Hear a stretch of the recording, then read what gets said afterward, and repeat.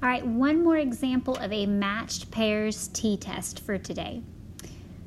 This is based on a question from the Practice of Statistics. It's a AP Stats book by Starnes, Tabor, Yates, and Moore. This one is called, Is Caffeine Dependence Real? Researchers are designing an experiment to study the effects of caffeine withdrawal. They recruited 11 volunteers who were diagnosed as being caffeine dependent to serve as test subjects. Each subject was barred from coffee, colas, and other substances that contain caffeine for the duration of the experiment. During one 2-day period, subjects took capsules containing their normal caffeine intake. During another 2-day period, they took placebo capsules.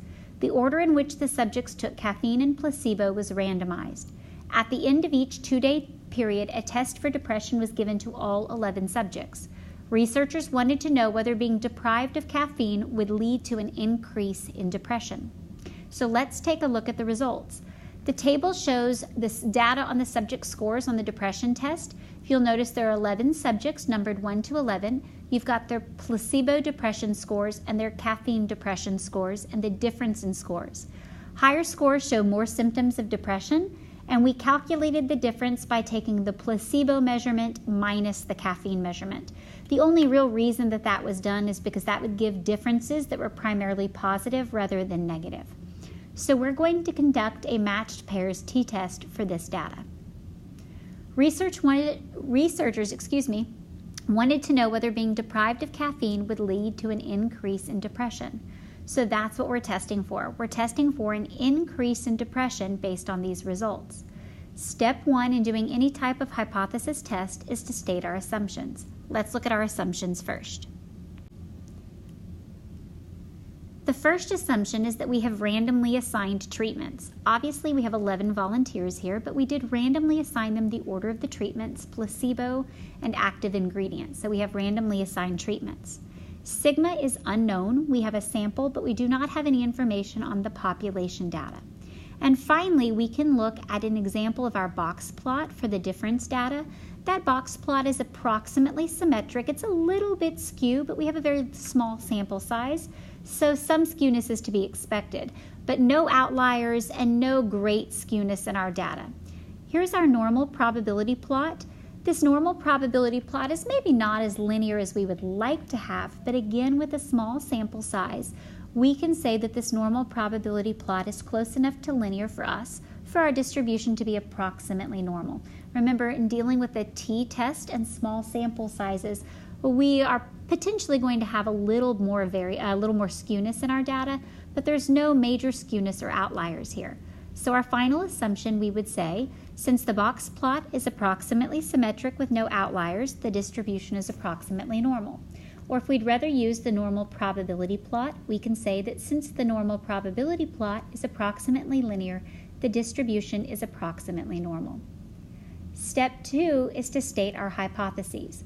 Remember, we're wanting to know whether being deprived of caffeine would lead to an increase in depression. So go ahead and pause the video now and write your hypotheses. Our null hypothesis would be that the mean difference is equal to 0. If caffeine deprivation didn't have any effect on our depression test scores, then we would expect the actual mean difference in depression scores to be 0 or to show no difference.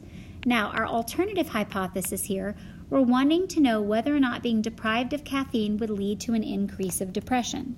So remember, we're looking at our placebo minus our caffeine pills. So we would look at a mean difference that is greater than 0 if we would see that being deprived of caffeine would lead to an increase of depression. Remember, we must define the variables we're using. So mu d is the true mean difference, and we did placebo minus caffeine and depression scores.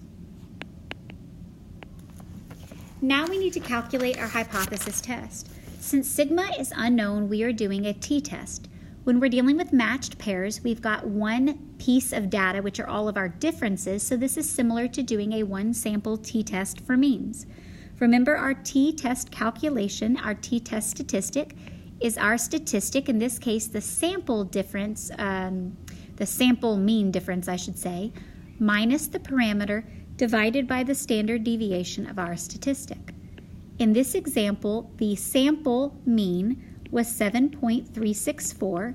Our null hypothesis said that we have a mean difference of 0.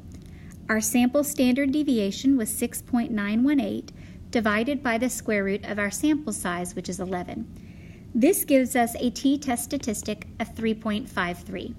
Remember, to perform a t-test, we also need to know our degrees of freedom.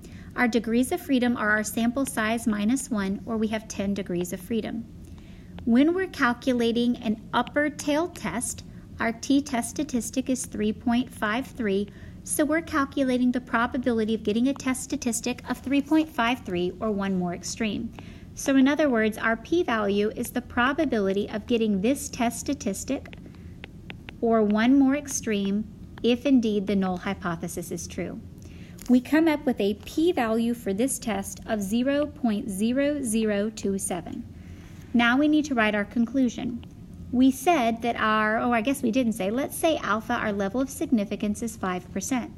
Since our p-value is less than alpha, and actually it's less than any reasonable level of significance, we would reject the null. If we reject the null, it means that we have enough evidence to prove the alternative. So we have enough evidence, sufficient evidence,